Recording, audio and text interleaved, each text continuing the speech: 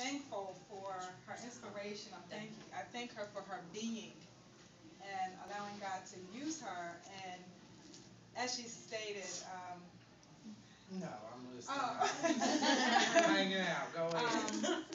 God ordering our steps, but He can only order our steps. He can order our steps, but it's up to us to move forward, take that action, to take those steps. And so tonight,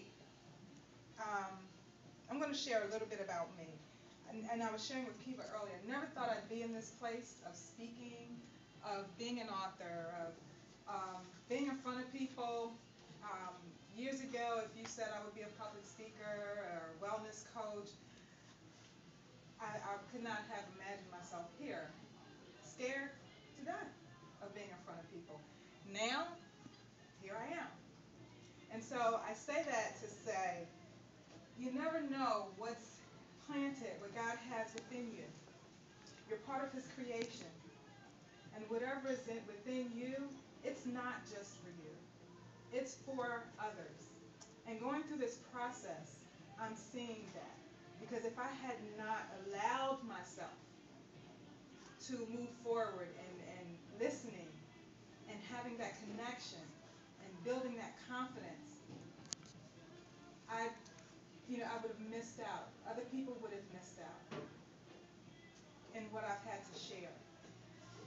And so to get the feedback, it's been phenomenal. And so I just thank God, and I thank you for allowing me to be here. I thank Kiva for inviting me, and just thank you for sharing your time and allowing me to come and share mine with you. And so I do give work. I'm interactive. It's not just about me talking. It's about you getting and doing. So I don't want you to just hear what I'm saying. I want you to get it and move forward so you can live your best life. Okay?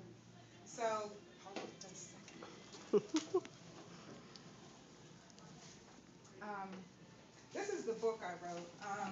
I've worked in corporate world for like 15 years, always helping out since I was a little girl.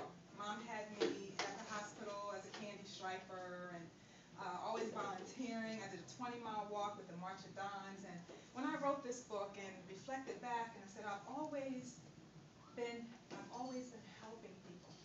So I realized that is me. That's who I am. And that's what God wants us to be as well. God is about, and I use that phrase, am I my brother's keeper? Am I my brother and sister's keeper? Yes, I am. So it's about us looking out for one another, being that support, inspiring one another. So went back to school close to 40 in 2003, and never thought of myself as going back to college. I kept having these dreams that I was in school taking tests, and then I would wake up and I'd be like, phew, but I found myself there. And from that experience, had gone through a divorce, didn't know how I was going to take care of myself, and just loved the process because it opened me up. It was self-development. It wasn't just about the academics. And I tell people, when you are going through a process, don't just look at where you are, what you're going through. Look at it as, is this developing me? What can I gain from this? Is it adding value to me? And so when I went back to school, I had an opportunity to be a part of the study abroad program to Turkey. Went to Turkey for 2 weeks, and then also came back and then planned and organized my internship, and this had never been done at the college. Organized my internship to Ghana, West Africa. So I spent 2 months in Africa, and came back, finished my curriculum, and went back for another 2.5 months.